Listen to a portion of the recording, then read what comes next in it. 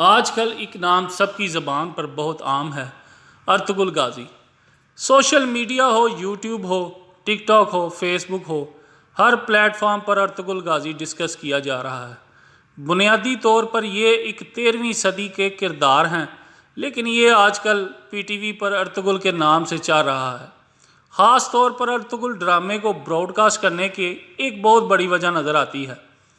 اگر تھوڑی ہسٹری کو سٹڈی کیا جائے تو یہ ڈاٹس ایک مخصوص اشارہ دے رہے ہیں۔ ارطغرل کی کہانی اس مخصوص اشارے کو واضح کر رہی ہے، جس میں مسلمانوں کا بول بالا ہو۔ اب میں اس کہانی پر خود نظر ڈالنے کی کوشش کرتا ہوں۔ 13ویں صدی میں منگول قوم کے بادشاہ چنگیز خان کی حکمرانی میں منگول حملے کر رہے تھے یورپ پر اور مسلمانوں پر۔ انہوں نے بہت زیادہ ممالک کو فتح کیا، لوٹ مار مچائی اور بہت ظلم کیے۔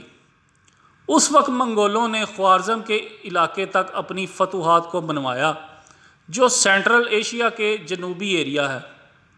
خوارزم کی سب سے بڑی سلطنت کو بھی منگولیوں نے تباہ کر دیا۔ خوارزم کے اس علاقے میں سے ایک قبیلہ خوارزم کو چھوڑ کر بھاگ نکلا۔ اس قبیلے کا نام کائے قبیلہ تھا۔ یہ قبیلہ اس وقت سید سلیمان شاہ کی قیادت میں تھا۔ سید سلیمان شاہ کے 4 بیٹے تھے، جس میں سے تیسرے بیٹے کا نام ارطغرل تھا، اور یہ ڈرامہ اسی پر بنا ہوا ہے۔ کائے ٹرائب میں اس وقت 300 خاندان تھے، جو ہجرت کے دوران دریائے فرات کو عبور کرتے وقت کائے قبیلے کا سردار سلیمان شاہ ڈوب کر ہلاک ہو گیا۔ سردار سید سلیمان کی ہلاکت کے بعد کائے قبیلے نے ارطغرل کو اپنا سردار چن لیا۔ اس کے بعد یہ اپنے چھوٹے بھائی اور قبیلے کو لے کر ترکی کی جانب سفر کرتا رہا۔ اس وقت ترکی میں ترک حکمران رہتے تھے۔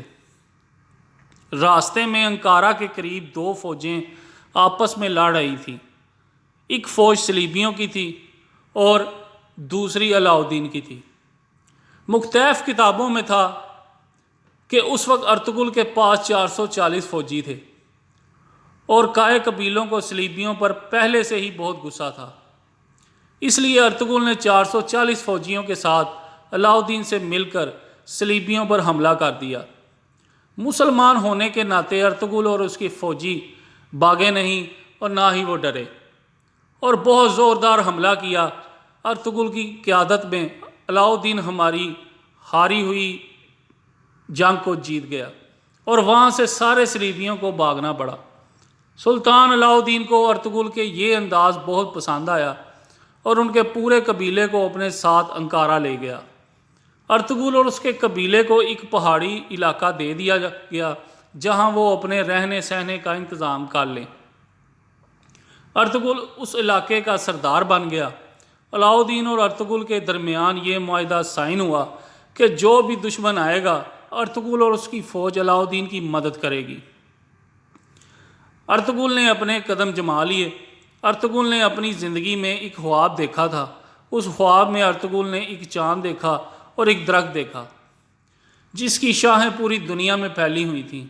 اس نے یہ خواب اپنے بزرگ سے ڈسکس کیا، جس سے ارطغرل کو پتہ چلا کہ وہ ایک بہت بڑی حکمرانی کرنے والا ہے، اور اس کی اولاد بھی حکمرانی کرے گی۔ اس کے پورے خاندان دین اسلام کے لیے کام کریں گے۔ اس کے بزرگوں نے ارطغرل سے کہا، تم لوگ چن لیے گئے ہو۔ اس خواب میں اس نے 4 پہاڑ اور 4 دریا بھی دیکھے تھے، اور 4 دریا اس کی سلطنت میں ہی تھے، جس میں ایک دجلہ، دوجا فرات، تیسرا نیلے ریور اور چوتھا ڈین پاف۔ 4 پہاڑ جو اس نے اپنے خواب میں دیکھے تھے، ان میں ایک کوہ طور، دوسرا کوہ کاف، تیسرا کوہ اطلس اور چوتھا کوہ بلقت۔ یہ 4 پہاڑ اس کی سلطنت میں ہی تھے۔ 625 سال تک اس خاندان نے حکومت کی۔ 625 سال کے بعد پہلی جنگ عظیم آئی، اور اس نے آس پاس کے علاقوں کو فتح کرنا شروع کر دیا، اور اپنی سلطنت کا دائرہ بڑھاتا چلا گیا۔ ایک وقت ایسا آیا کہ اپنی وفات سے پہلے وہ بہت طاقتور انسان بن گیا تھا۔ اس کے سب سے چھوٹے بیٹے عثمان نے ارطغرل کے مرنے کے بعد اس کی جگہ لی۔ وہ بھی اپنے باپ ارطغرل کی طرح بہت سچا مسلمان تھا۔ اس وقت عدل و انصاف کا بول بالا تھا۔ عثمان نے فیصلہ کیا کہ وہ خلافت کا دوبارہ زندہ کرے گا۔ اس نے اتنی جنگیں جیتیں کہ 3 بڑے اعظموں تک خلافت عثمانیہ کی حکومت پھیل گئی۔ پہلے ارطغرل نے بہت جنگیں جیتیں جس کی وجہ سے یہ ڈرامہ چل رہا ہے۔ پھر اس کے بیٹے عثمان نے اس کی جگہ بہت جنگیں جیتیں۔ انہوں نے تقریباً 625 سال تک حکومت کی اور خلافت عثمانیہ کو زندہ رکھا۔ لیکن 625 سال بعد ان لوگوں میں غدر پیدا ہونے شروع ہو گئے اور بہت ساری ایسی چیزیں آ گئیں جس کی وجہ سے خرابی پیدا ہو گئی۔ ان کے پاس حجاز مقدس بھی تھا۔ حجاز مقدس میں خانہ کعبہ اور مدینہ منورہ کی میزبانی شامل تھی۔ تقریباً آج دنیا میں 40 ایسے ممالک اور 3 بڑے اعظم موجود ہیں جن میں خلافت عثمانیہ کا کنٹرول تھا۔ اس لحاظ سے یہ طاقتور لوگ تھے، لیکن پہلے جنگ عظیم کے بعد یہ اتنی کمزور پڑ گئی کہ اس دور کے خلافت عثمانیہ کے سلطنت ہادی الدین کو جلا وطن ہونا پڑا۔ پہلی جنگ عظیم کے بعد دنیا 2 حصوں میں تقسیم ہو گئی، جس میں کچھ ممالک برطانیہ کے ساتھ مل گئے اور کچھ ممالک اس وقت بھی ترکوں کے ساتھ تھے۔ ترک اس وقت اپنی خلافت بچانے کے لیے زور لگا رہے تھے۔ اس جنگ میں پہلے تو ان کو کامیابی ملتی رہی، لیکن مالی لحاظ سے کمزور ہونے کی وجہ سے یہ جنگ نہ جیت پائے۔ آہستہ آہستہ بہت بڑی سلطنتیں آزاد ہوتی چلی گئیں۔ 40 ممالک ان میں سے نکل آئے جو ڈائریکٹ خلافت عثمانیہ کے کنٹرول میں تھے، جس میں سعودی عرب، عراق، شام اور مصر بھی شامل تھے۔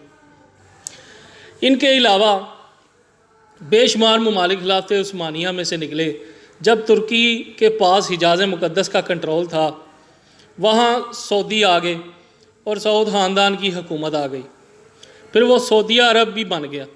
تو اس کے بعد سے اب جب خانہ کعبہ یا مسجد نبوی کی تزئین و آرائش میں کوئی تبدیلی کی جاتی ہے تو سعودی اور ترکی کے معاہدے کے تحت اس تزئین و آرائش میں استعمال ہوئے ایک پتھر ترکی نے اپنے پاس واپس منگوائے اور ان پتھروں کو ترکی کے شہر استنبول کے ایک میوزیم میں رکھا جاتا ہے تاکہ آنے والی نسلیں ترک یاد رکھیں کہ کبھی حجاز مقدس میں حج اور عمرہ پر آنے والے جو لوگ میزبانی ان کی ترکی کرتا تھا،